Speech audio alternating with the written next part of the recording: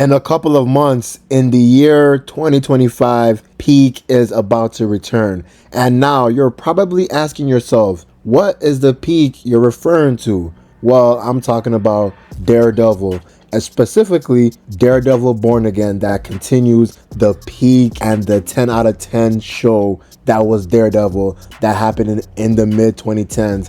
I'm going to tell you this right now. In my honest opinion, that is the best Marvel live action show, and that is possibly the best live action superhero show of all time. But it's actually crazy that we're seeing the Penguin is right up there in being the second place, and you never know. Give the Penguin a lot of seasons, it could be the first, but as of right now, that's still Daredevil. Daredevil is still number one as of today, and to see that Marvel is right now teasing us with Daredevil Born Again that will release on March 4th, man, what they showed in that trailer is promising. What they showed in that trailer has made me optimistic about this show, because we literally saw Daredevil doing something that, in my honest opinion, he should have been doing since the first episode, and that was swinging rooftop to rooftop with his clubs. You know, Daredevil has been doing that since his inception, since his debut in Marvel Comics. That has been a staple in Daredevil comics, and it's actually great that we're seeing that being implemented into this new series. And we're also seeing the Kingpin and the Punisher are both reprising their roles in the MCU to return for Daredevil Born Again. And just by hearing that, just by seeing that, I really like that inclusion, in my opinion.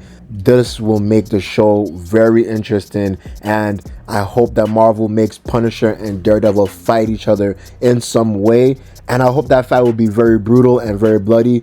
I'm pretty sure it will be that, because if you watch the Daredevil series, you know their fights are very crazy and very intense. And I also like the inclusion of the Kingpin being the focal point of the show. Him being the main antagonist will make the show very interesting and will make the show must-see TV, because, to be honest with you, the Echo show, the way they used the Kingpin, I did not like how they used the Kingpin, in my opinion. They kind of diminished his character. They kind of made him feel like somebody else and not like the Kingpin. So seeing the Kingpin return to a Daredevil show, and it's continuing the story that we literally saw, I'm gonna be very optimistic about the show.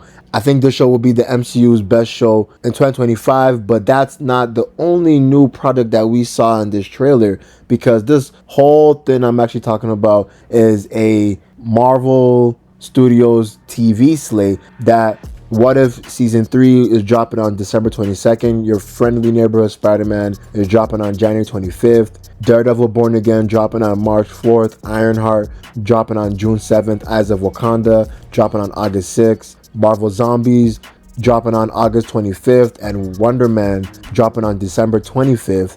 But I have some comments to make about some of these shows. Now, first, with Ironheart, I'm actually really shocked that they put Ironheart into production, because this show has been delayed for the longest. I remember seeing the show just be delayed and be delayed and be delayed, and I really thought the show was about to get canceled. But it's actually shocking seeing that they're not canceling the show, they're actually going through with the show, and it doesn't look bad per se. Some of the scenes, they kind of look pretty good.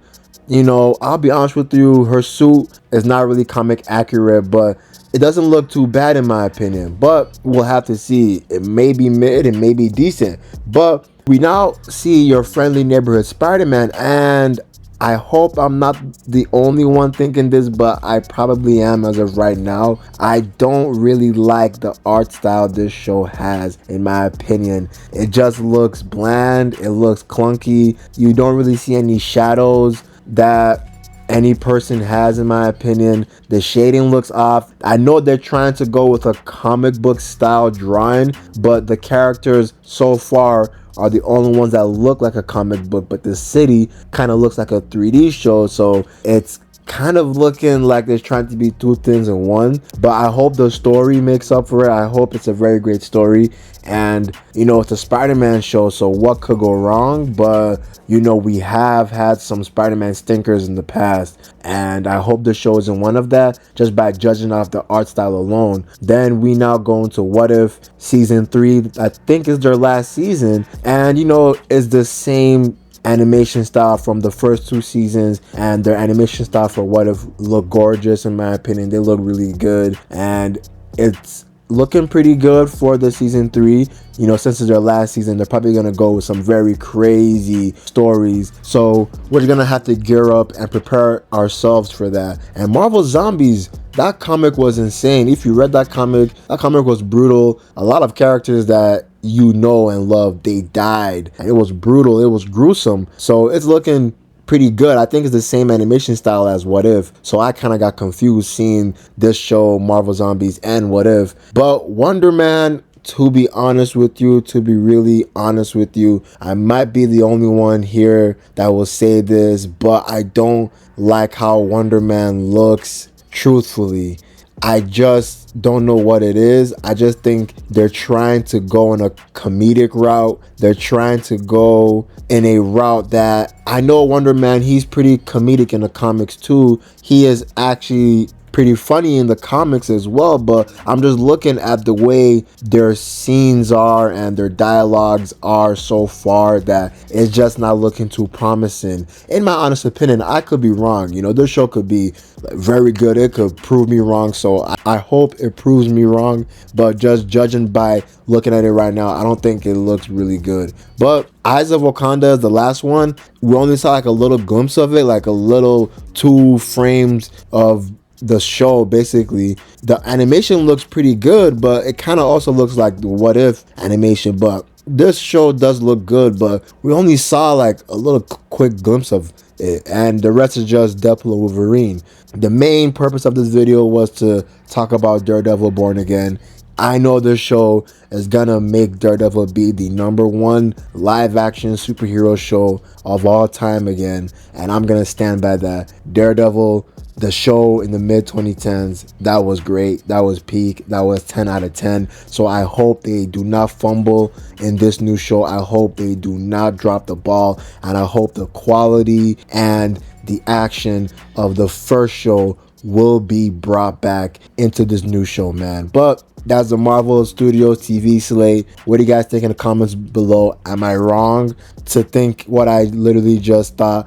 Am I wrong to say that some of the shows don't look good? I don't know. We'll have to see. We'll have to see if I'll be proven wrong. But that's the end of the video. I'm out. Peace.